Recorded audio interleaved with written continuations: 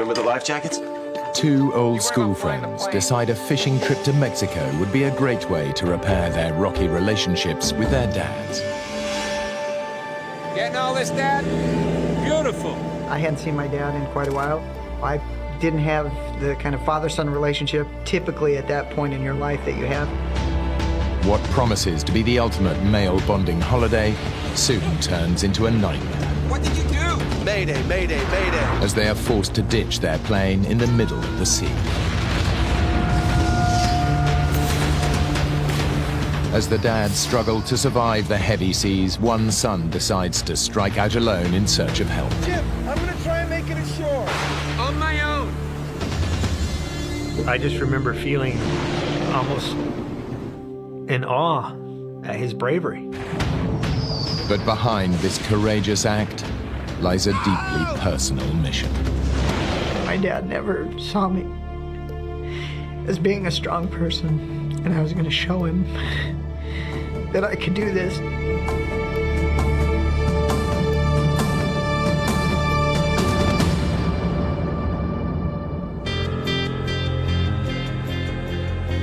Jim Hawley and Jens Lundy have known each other practically all their lives. He's more like, almost like a brother, you know, somebody I could never get rid of if I wanted to. You know, we'll always be friends. Hey, do you remember the life jackets? Yeah, I got him. You worry about flying the plane. We've always been really close friends. Here they come. The friends have asked their fathers to join them for a weekend of fishing in Mexico. They hope that the trip will prove a turning point in their relationships. I hadn't seen Jens probably in 3 or 4 years. We kind of drifted apart. When I called my dad, I don't know that he put as much thought into, I'll get to hang out with my kid. Hi, Dad. And really just have that dad-kid friend relationship that I was looking for. But he was real receptive because I had said the magic word fishing. Jim gets off to a good start with his dad. So I finally get to see the aviator in action. One of my first thoughts was how impressed I was with Jim at his meticulous checking of the aircraft. That's why I had no idea that it took so much work to get such a small plane off the ground. Well, once you're in... That wasn't the Jim that I knew as kind of a helter-skelter, do it quick, do it now kind of a person. Better be safe than sorry, right?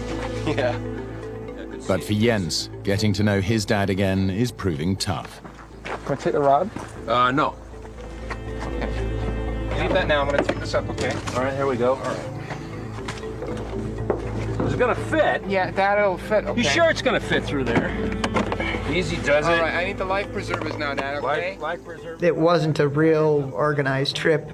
The life jackets that I purchased were cheap inshore life jackets. They were $4 a piece, and I thought, well, I'll bring these back if we don't use them. We really didn't have much as far as in the way of emergency preparedness. Jim continues to impress his dad with his aviation skills. Real smooth takeoff, Jim. Couldn't ask for a finer day, gentlemen. The fun things that I saw out of the trip was to be able to go with Jim and have him be able to fly the plane down there, and that he was showing that part of his success in life.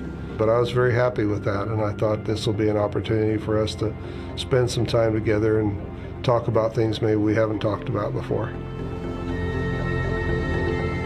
I love flying, and I love the freedom that it gives.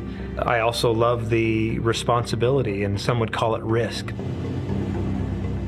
Jim has been flying for 3 years and has clocked up over 200 hours in the air. From Arizona, it's a 3.5-hour hop to the small Mexican port of Loreto on the Baja California coast. To the south, the sparkling waters of the Sea of Cortez teem with marine life. There are tuna, marlin, and yellowtail. But it's also home to 150 different types of shark and a highly unpredictable giant humboldt squid. Getting all this, Dad? Yeah. It's beautiful. Yeah, this flight was smooth. We could see the water was beautiful, and the sun was up. and clear skies.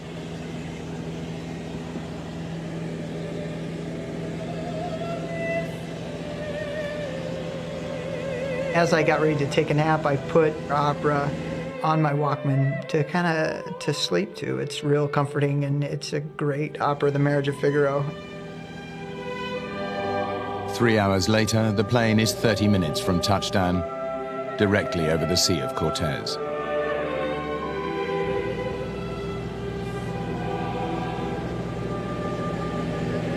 Hey, look at that cloud!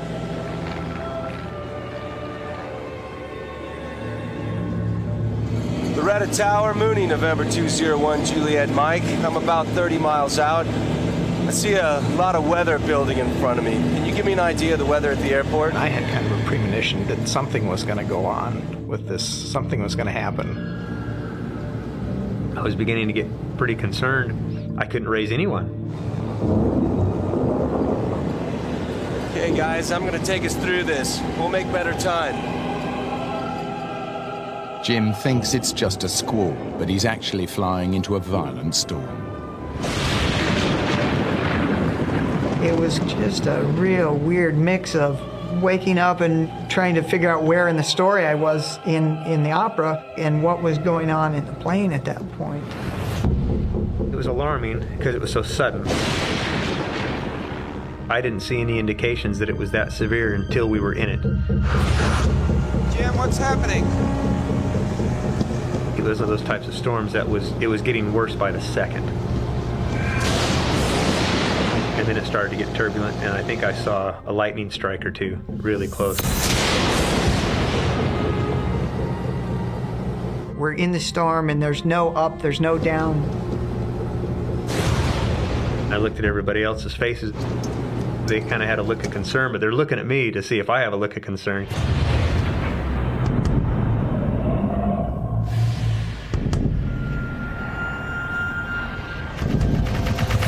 I'm gonna take us up. Good, good! I'd like to have my stomach back!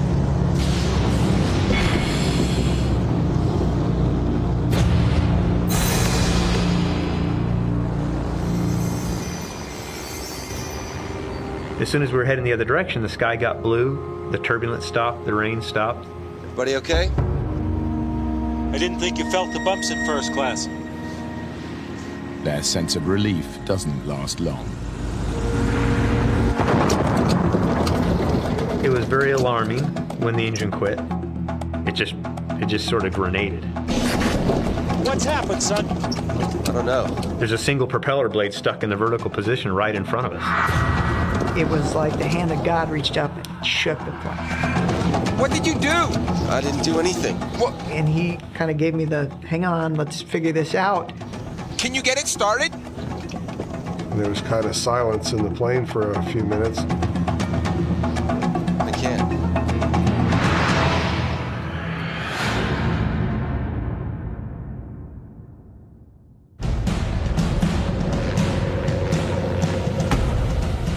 Jim and Jens's fishing trip to Mexico with their dads has gone terribly wrong. After flying through a violent storm, their aircraft's engine suddenly failed. Now they face the terrifying prospect of ditching in open sea. Mayday, mayday, mayday. Loreto Tower, Mooney, 201, Juliet Mike. This is unreal. This can't be happening. 25 miles northeast, engine failure. Mayday, mayday, mayday. I didn't know if my transmission, where I had told them where I was, had even been heard, because I didn't hear a response back. Sorry, guys. We're going in.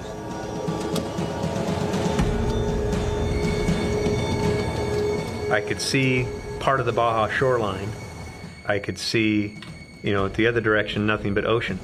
And I just thought, well, we really don't have any place to go. Okay, guys, I'm taking us back into the storm. The headwind will slow us down. Jim's plan to slow the plane down will help reduce their impact with the water, but it's a risky strategy. If the airspeed drops too far, the plane will simply drop out of the sky.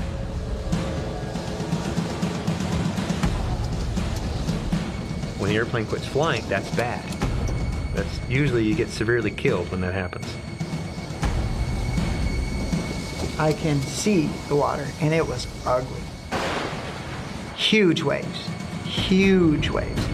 Unlatch the door.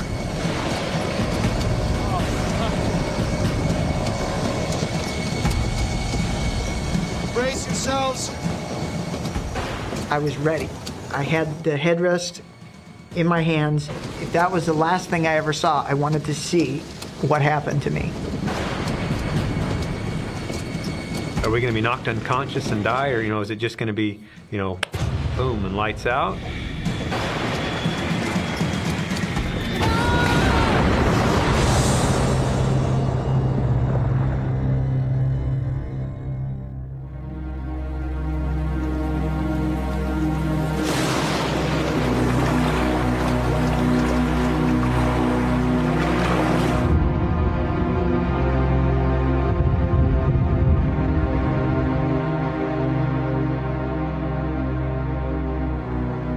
I realized that nothing had happened that I was expecting to happen. I was expecting the plane to cartwheel and come apart in pieces. We're alive. A plane was not meant to float. It was gonna sink. I was getting out of the plane. I opened the handle and kicked the door open. And I just undid my seatbelt and jumped out. Decided to better get the hell out of the aircraft. Jim was still in the pilot seat, and I was reaching in going, come on, come on, come on, come on, get out, get out, get out. It was so stormy. I mean, the wind was blowing so hard, the waves were so big and crashing, and it seemed like the sea was going to swallow anything, including us. The airplane began to sit lower and lower into the water within just a few moments. The men have no choice. They grab hold of anything that will keep them afloat and jump into the terrifying seas.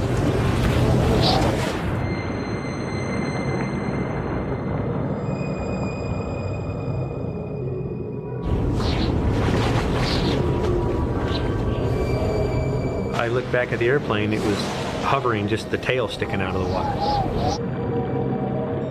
The navigation lights on the plane were still on, and you could see it as it sank and got farther and farther away, and you kept seeing this strobe. You're there with 3 people, but you felt really alone. For just a soft moment, I thought, my God, how did those people feel when the Titanic went down? You're looking at it, and it's just our little aircraft, but it was the only thing we had.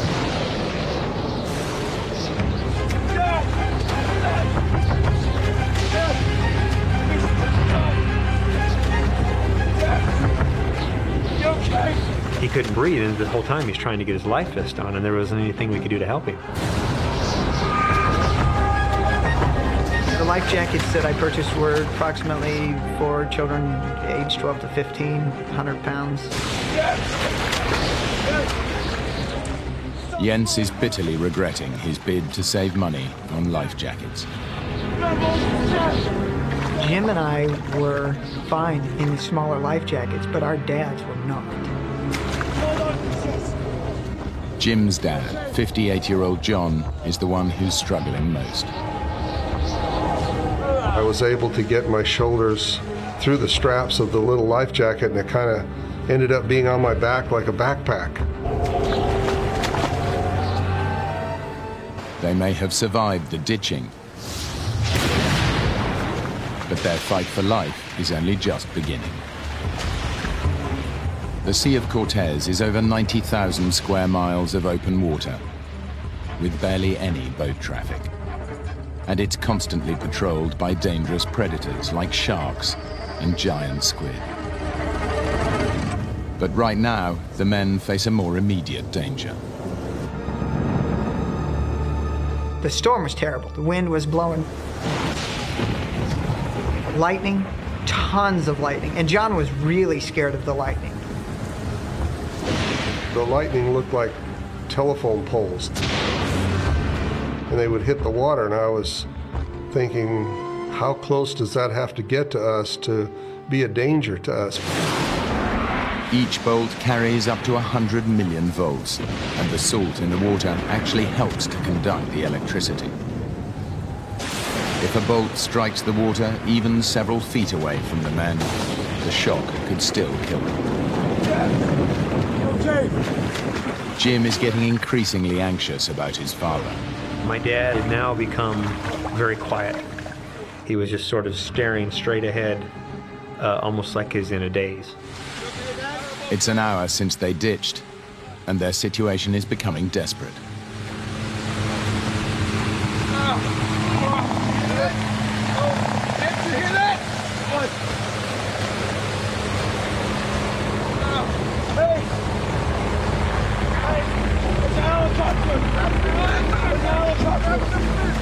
We heard the heavy drum beat, the sound of the helicopter.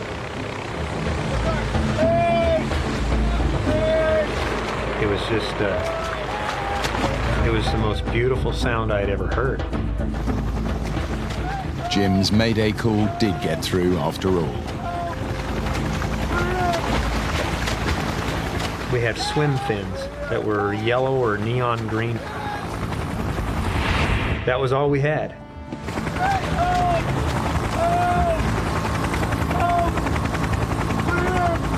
And then the noise got quieter and quieter and quieter. And we realized he didn't see us. He's not coming back.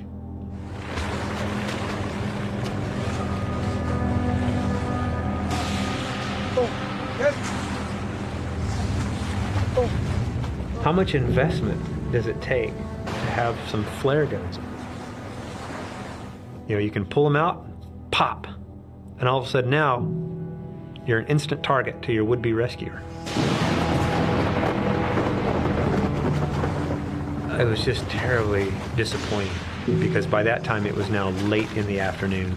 The prospects of being out there all night were really frightening.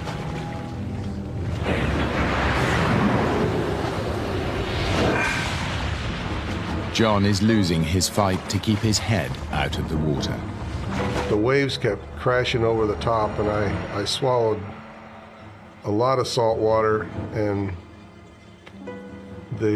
everything I had came up. It just made me violently ill. Jeff! Are you okay?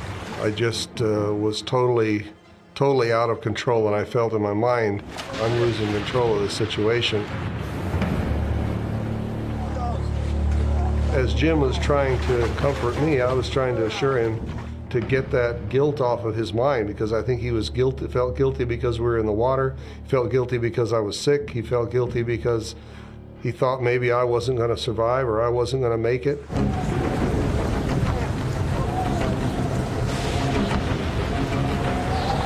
Stop swallowing, Mark!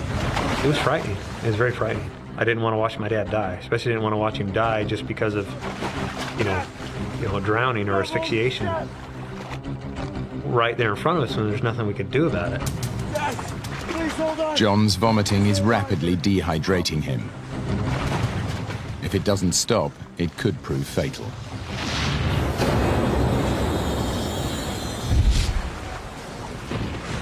As his friend's father continues to deteriorate, Jens reaches a decision. I was worried about John. I couldn't handle watching John die. I didn't want to be there for that. Jim! Jim!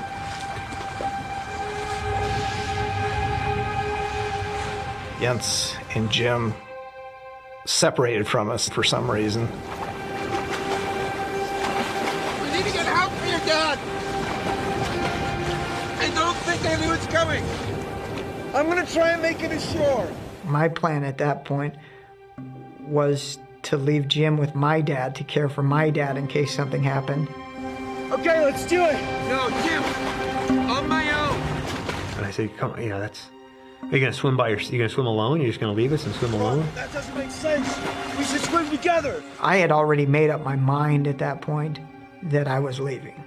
Jim, I need you to stay here. I need you to look after your dad. He's sick, Jim. He might not make it. And if he goes, I need you to take care of my dad. I don't want him to be on his own. I need to go get help. I need to go now. Okay. Jens was so insistent, and his logic seemed sound. We'll all make it out of this, I promise. My concern at that point was that my dad would recognize that I was leaving before I was far enough away. Okay. I don't want my dad coming after me. You stay here until I'm out of sight, and then go back and tell him. He said, I'll see you later on tonight or tomorrow, and you just keep swimming in that direction, and I'll do the same. And if they find me before they find you, I'll know where you're at, and vice versa. We'll all make it out of this alive.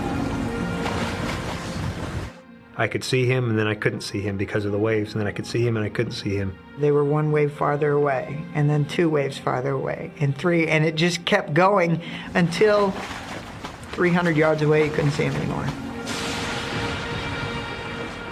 Jens has only a vague idea in which direction the land lies. If he gets it wrong, he could end up swimming further out to sea. He finally disappeared from my sight. It was kind of a lonely feeling at that point because I was by myself then too. I think I would have been so frightened to swim by myself. I just remember feeling almost in awe at his bravery.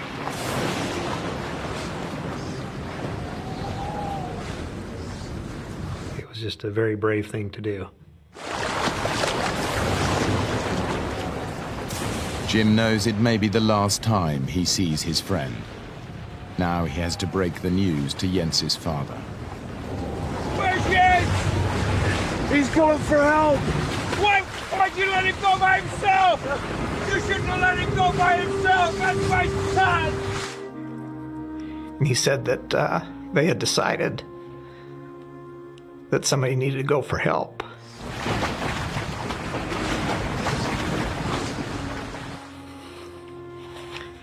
And since Jens is probably the strongest swimmer of all of us, he took the swim fins that Jim had on. My dad never saw me as being a strong person, and I was going to show him that I could do this, and he couldn't. It was that.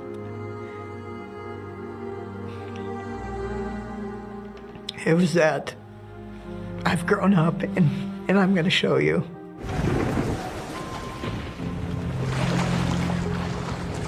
Jens is swimming in the right direction, but what he doesn't realize is that land is 10 miles away. An almost impossible swim through such heavy seas. Even if he makes it, a treacherous reef blocks his route to shore. The men have now been in the water for 8 hours.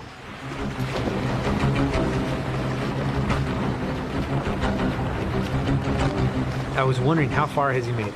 How far has he made it?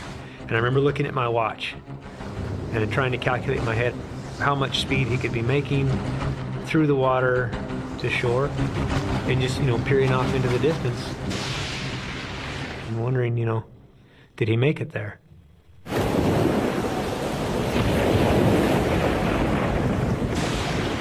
Jens is making slow progress. He has no idea how far away land is, or if he even has the strength to make it there alive. I was just done. I didn't feel that I was going to be able to actually make it to shore at that point, because I was fighting these waves and just, you swim uphill and then downhill and uphill.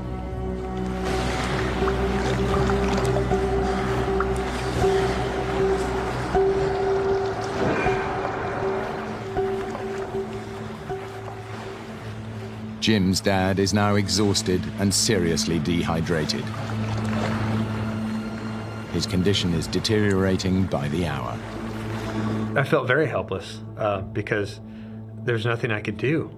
I couldn't pick him up, I couldn't hold him, I couldn't drag him off in any direction to safety.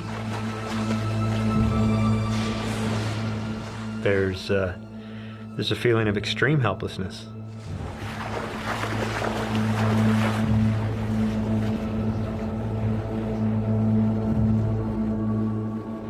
As night falls, an exhausted Jens swims on.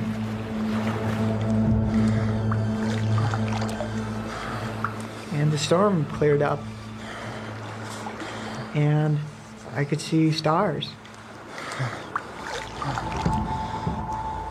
As I was swimming, I thought about what if John didn't make it.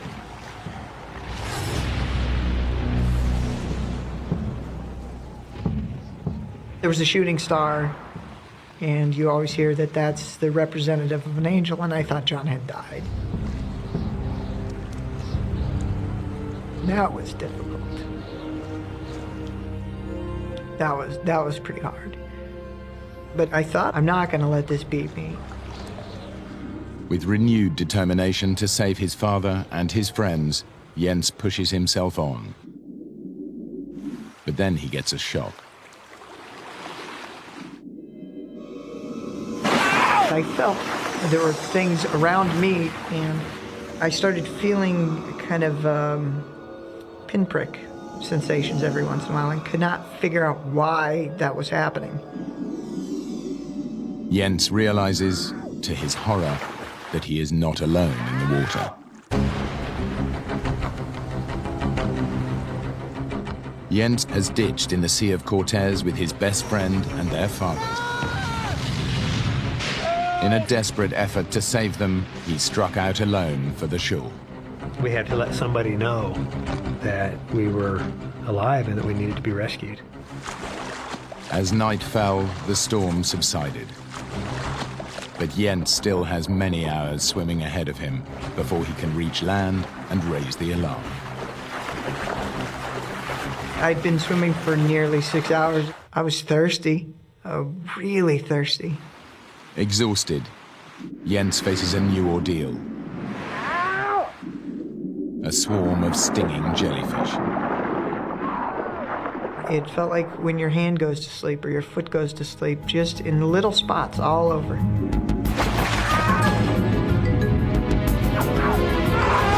And they were getting in my shorts, which is not a place you really want jellyfish. The barrage of stings push Jens's already exhausted body to the verge of total collapse.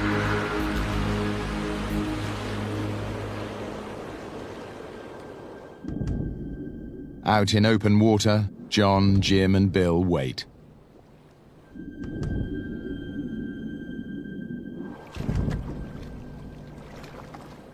The men have no idea what lurks beneath them. We didn't talk about what dangers in the water. We were in the water, there was no way to get out of it, so if I began worrying about it or talking about it or creating a situation in my mind, I thought, well, that's not going to be good.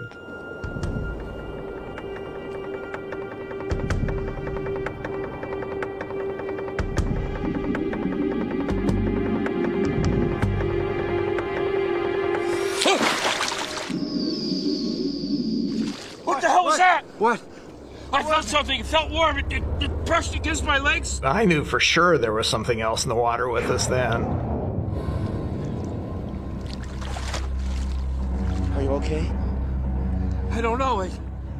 It brought back also to the reality that, hey, maybe something is stalking us. Jim knows these waters are full of dangerous predators. One of the most feared is the giant Humboldt squid. The squid are very aggressive, and they're very large, and they're very capable of killing a person. They are very easily provoked into a frenzy.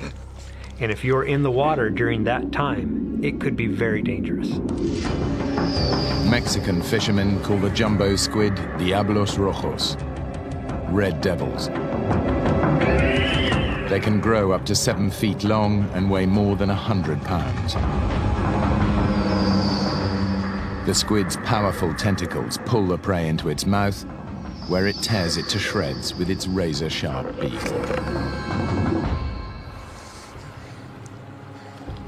Whatever was stalking the men has gone away for now. All they can do is pray it won't come back. Jens has been swimming for over 10 hours. He's almost no strength left and is close to despair. That's when I started hearing something. And couldn't really figure out at first what it was that I was hearing. and would stop and just be as quiet as possible and try to control my breathing and try to slow down my heartbeat so I could hear this noise that was happening every couple seconds.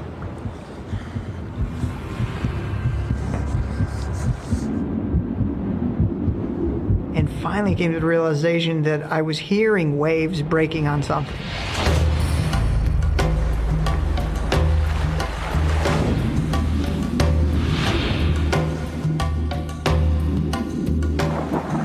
And the closer I got, the louder they got. And still couldn't really guess or tell what I was swimming towards.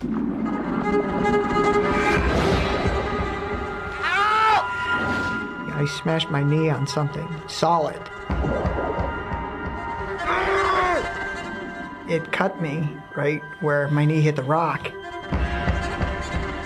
And then the rock is covered in sea urchins. And they went right through the swim fins, right into the bottoms of my feet. So now I'm kind of bleeding from my knee, bleeding from my feet, standing up on this rock. And that's the first solid piece of ground that I had stood on in over 12 hours. Jens realizes that after 2 hours swimming towards the crashing waves, he's still nowhere near dry land.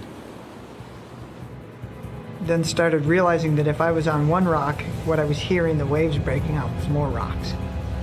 And that I was headed right into a washing machine full of sharp rocks.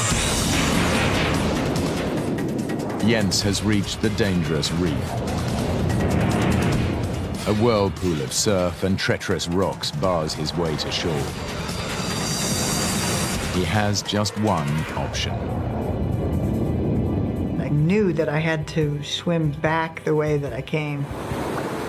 It was just heart-wrenching to know that I had to push off of this solid piece of ground and swim back out into the ocean.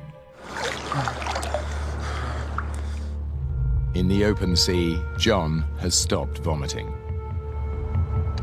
Ironically, it's Jim, the youngest and fittest of all of them, who is now in the most danger.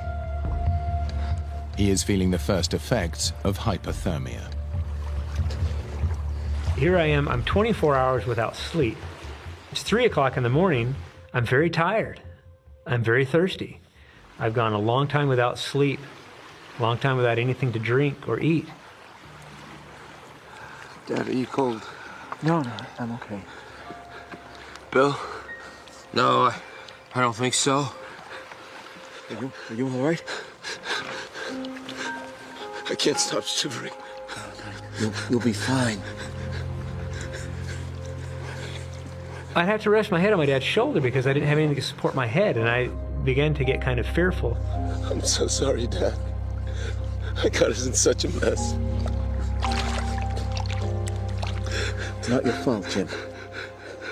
We landed the plane, and we're alive. I had way too much to live for, you know? All I wanted was to make sure I got back to my beautiful wife and my child. I could hear my wife's voice of encouragement. Just hang in there. You can get through this.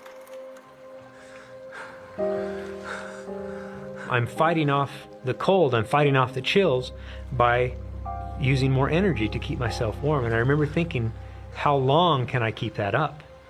How long until the body finally just gives out? And will I be aware of that happening, or will I just sort of, all of a sudden, you know, there's a light and there's Grandma and Elvis and, you know. It's now over 12 hours since their plane was forced to ditch in the sea, and all 3 men are beginning to lose hope. They don't know if they can make it till daylight. Their only glimmer of hope is Jens making it to shore, but they have no idea if he is still alive.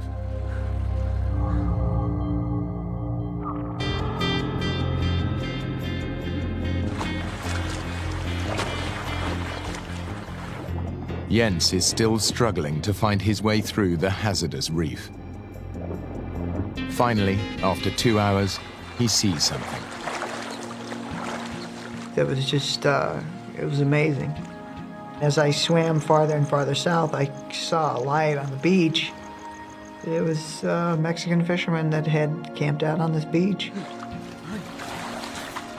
He doesn't get the reaction he was expecting. The fishermen are wary. People coming ashore in the middle of the night are often drug smugglers. I'm sorry, I don't understand. No hablo español. The fisherman spoke no English. Not enough to communicate what happened and what I needed. Mi amigo, that they're still out there. No, I don't understand. Cálmate, cálmate.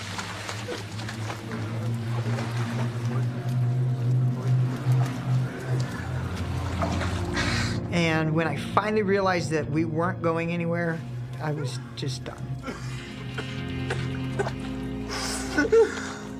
And just started crying.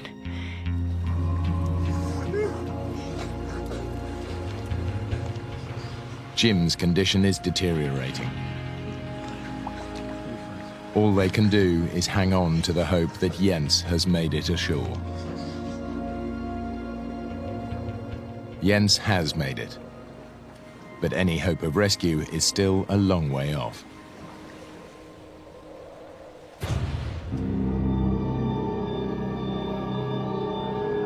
Dawn. The warmth of the sun brings some relief to the 3 men still lost at sea. They are lucky to be alive, but their situation is still bleak. As the sun got up higher and higher and we could see better, there was a very ugly reality of really how far offshore we were. They're beginning to suspect the worst, that Jens never made it to shore and no rescuers are coming. I'm thinking, we ought to hear something, we ought to see something, but there was nothing. They're not looking for us. Jim faces a dilemma. His dad and Bill may not survive an arduous swim, but the longer they wait, the weaker they will get. And predators are still an ever-present fear. He decides they must swim west and hope to hit the Baja coast. I realized by letting go of the ice chest, we could make so much faster time. We could reach shore so much faster. But the older men are fearful. They're thirsty, dehydrated, and very tired from their long ordeal. Dad, Bill, let go of the chest. We can swim much faster without it. And I remember the look on my dad's face. Once he let go of that ice chest, he had to let go of it mentally as well as physically. And I'm thinking, well, I can make twice the time when we're off that ice chest as I can without it. Bill, let go of the chest.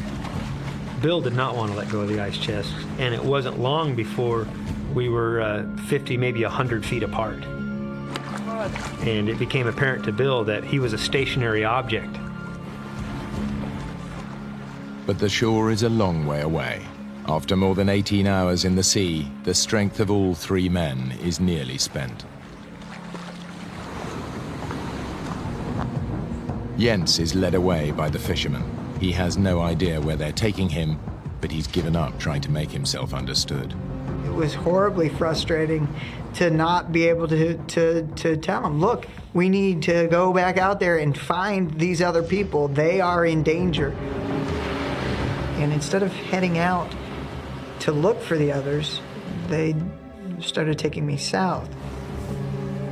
What Jens doesn't know is that the fishermen are taking him to the port of Loreto.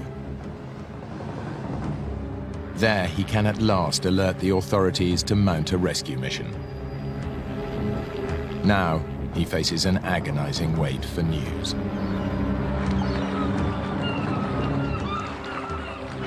There was a curious bunch of seagulls. They would come out and kind of hover over us and then fly back to shore. I think they were monitoring our progress or seeing if one of us was going to die so they could get an easy meal. But I remember one of the seagulls came so close to me, I actually swung at it with my hand. The 3 men have been swimming for hours, and now Jim worries that his dad is pushing himself too hard. I remember my dad behaving odd. My dad wanted to get to shore, die trying. He was focused like a laser beam on getting to shore. I gave up in my mind that they were looking for us. I didn't believe they were looking for us. I felt like we had to get to shore.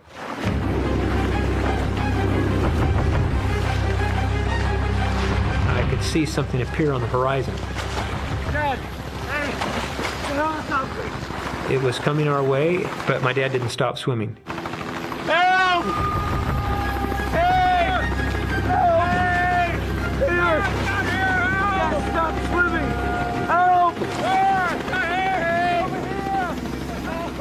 Help! We were all waving and screaming and hollering and everything in the water. Help!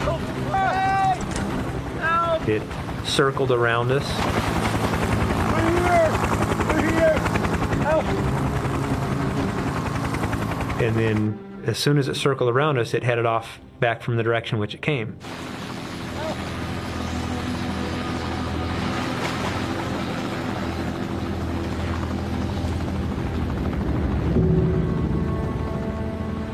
And as it turned away from us, I thought, why are they coming over us and just hovering, waving, throw us a candy bar, something, do something to let us know that they've seen us, that they found us. We thought for sure we were going to have to do our own rescue and go on into shore on our own, that nobody was going to take care of us. The exhilaration of seeing them was very high. It felt like you'd just jump out of the water and run on the water. And yet the letdown was even stronger when it turned and went away. For the second time in 24 hours, the men feel alone and abandoned.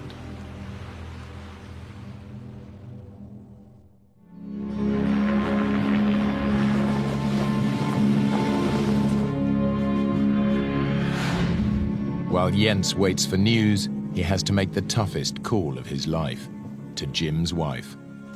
And he doesn't even know if Jim is dead or alive. She answered the phone, and I gave her, "Hey, Cheryl, how you doing?" Hey, Cheryl, how you doing? She said, I'm fine." This might not shock you, but things didn't quite turn out the way we planned. And she said, "What do you mean?" And I said, "Well, we had to ditch the plane in the ocean." and she said, "Where's Jim?"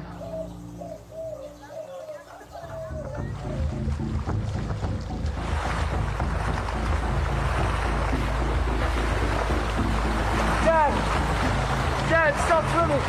Dad, you gotta keep swimming! Dad! They're here! Keep swimming, Dad! Look! They're here! Help! Dad, look! Help! Help! We're here! The Mexican Navy, alerted by the helicopter search crew, are on their way.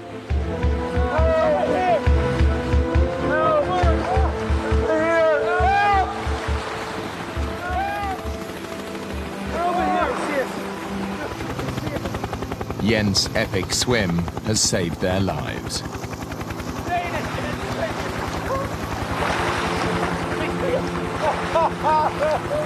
We could see on the deck of the boat a large party of sailors. They were so happy to see us in the water and see us alive. I think they were happier than we were. In a lot of their missions, all they found was bodies. And some of the young sailors were crying. There was a great feeling of relief, but there was also a fearful moment. Even though now we were rescued, the thought recurred to me, what about Jens?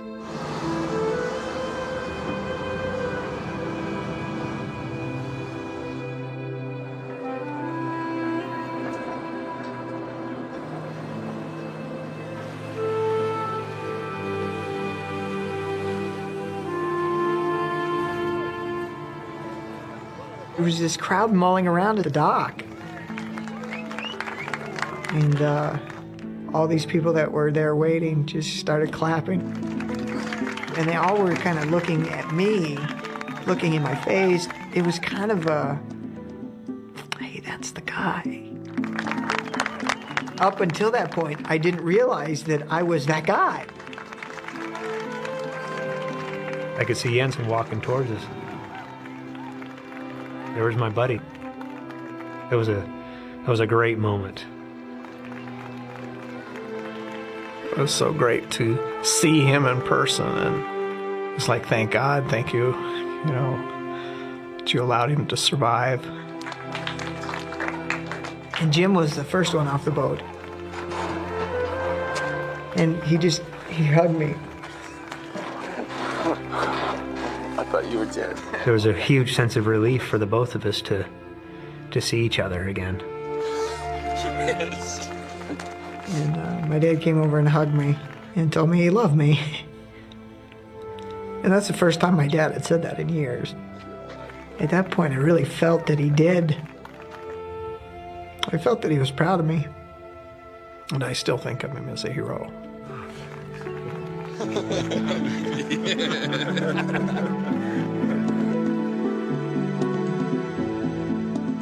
Jim and his father have since been back to Mexico to go fishing. And Jens and his father now stay in regular contact. Despite their ordeal, Jim and Jens still go flying together. Why the aircraft's engine failed is a mystery that has never been solved.